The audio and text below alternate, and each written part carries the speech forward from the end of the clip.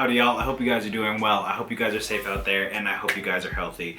Just right off the bat, thank you guys so very much for 200 subscribers. We just passed it and I am super stoked. I would just want to thank each and every one of you. Thank you all so very much, and I will try to keep up putting as many videos out as I can whenever I think about them. So, if you don't know who I am, my name is Josh and I love talking about clothes as well as personal style. If that's something that you're into, feel free to stick around for the video. Today, we're going to be talking about absolutely the quintessential, the absolute best, and I say best, dad shoe around. You don't need the designer shoes that are designed like dad shoes. You don't need anything that's designed to look like a dad shoe. All you need is this sneaker right here, the New Balance 990.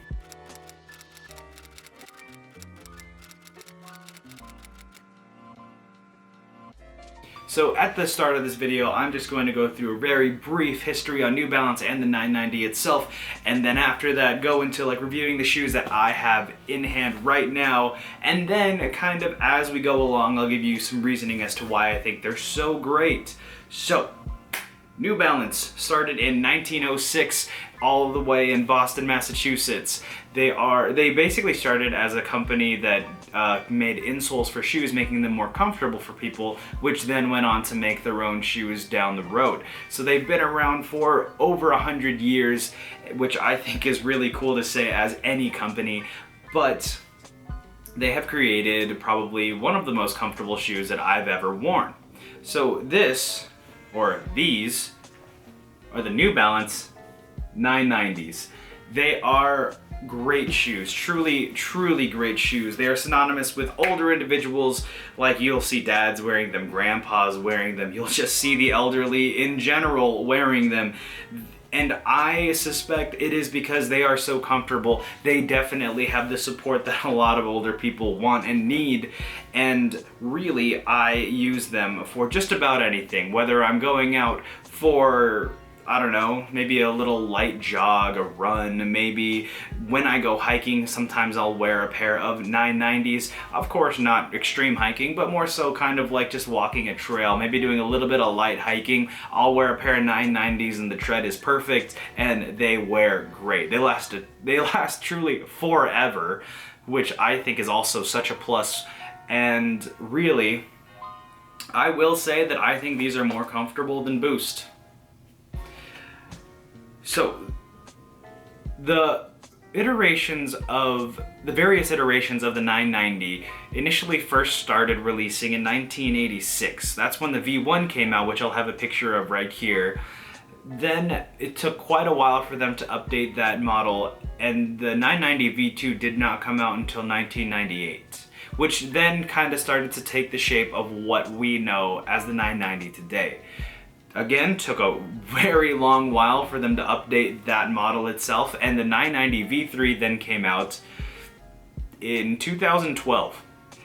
And then after 2012, it really only took them 4 years to make the V4, which I have the V3 and V4 right here. The V4 came out in 2016, and then after 2016, it only took them 3 years to update it to the V5. I'm not a particular fan of the V5. I think the paneling, they tried to make it look a little bit more sleek.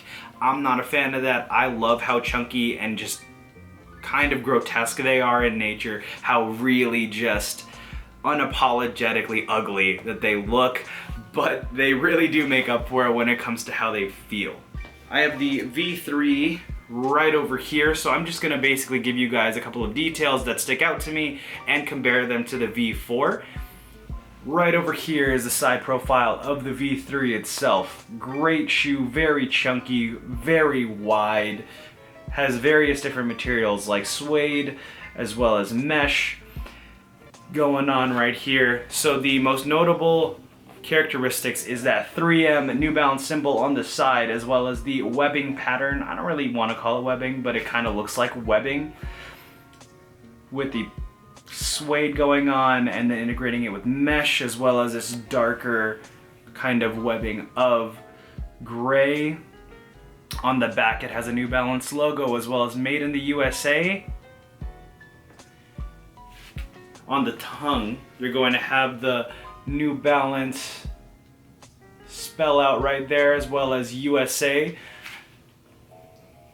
And comparing that to the V4s, we have these right here. These ones I think are a really, really good update to them. They don't look too different, but they still have the 3M New Balance symbol as well as contrast paneling below the webbing itself. So if you look right here, there's that dark gray, and on top of that, the light gray suede going on. The back looks a little bit different. The New Balance logo is a little bit different. The webbing on the toe is still there. And on the tongue, you're gonna get something completely different. You're gonna get the New Balance V4 as well as kind of a American flag saying made in the USA as well as New Balance. Cool, yeah. So those are the two that I have. You can definitely find them at like all over the place. They sell them in tons of stores. If not a New Balance store, then any other regular sneaker store. They are pretty iconic depending on where you live. I know in the DC area, the 990s are kind of a staple for them, and honestly, I think I actually saw a iteration of the 990 that was both gray and navy, and it was specifically like because the 990 was so iconic in the area. They've also done a ton of collaborations with like Kith, Jound, Concepts, and a couple of others that I can't think of right now. So the appreciation for the 990 has definitely increased over the years. As far as styling goes, I would pair them with pants that are either straight leg, a little bit wide, but they are considerably chunky and wide, if you can kind of tell. There's a lot of paneling, a lot going on, so I would go ahead and go with a wider pant to just kind of balance out that chunkiness of the sneaker itself. And that's actually the main reason why I don't like the V5s. How the paneling is constructed, it basically looks like a sleeker version of these, and these ones are just aggressively chunky. Super comfortable, and the main reason why I say that is because compared to Boost sneakers, which I used to absolutely love, I've had multiple pairs and still have some actually.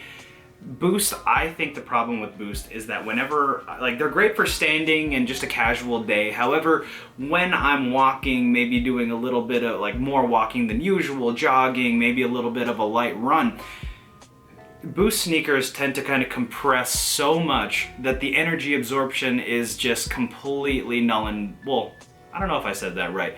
It absorbs all the energy that I put into the sole itself. So the Boost compresses and all that energy is gone, and you just kind of have to pick your foot back up to start that other step.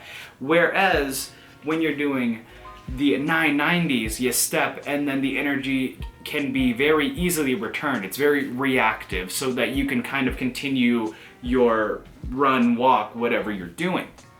Also, I think these age significantly better than Boost does. I'm not a particular fan of dirty Boost and old Boost. It just looks kind of off. And even cleaning Boost can be a little difficult too, whereas cleaning these are very easy. The materials are very robust, so honestly, for these particular ones, I throw them into a garment bag, throw them into the washing machine with some detergent, and just let it go.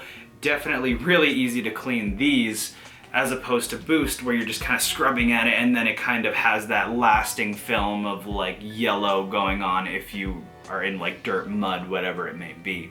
But enough of me bashing Boost. If you like Boost, like Boost. I can't tell you not to, and I don't want to tell you not to. But yeah, let me know if you guys have any questions about these. I would love to answer anything that you guys have to say, really. So throw a comment down below. Do you like these? Have you ever owned these? And how do you style them? I would love to see some pictures. I think tag me in pictures, whatever it may be. That's really all I have to say about these though. So I appreciate your guys' time. Thank you guys again so much for helping me pass that sounds so selfish. Helping this channel past the 200 mark. I appreciate you guys so much. Thank you, truly thank you, and I will do my absolute best to keep it going. So, again, thoughts in the comments down below. Like the video if you like the video. Subscribe if you feel so inclined, or, you know, just do what you do. But until the next video, I'll catch you guys later in the next one.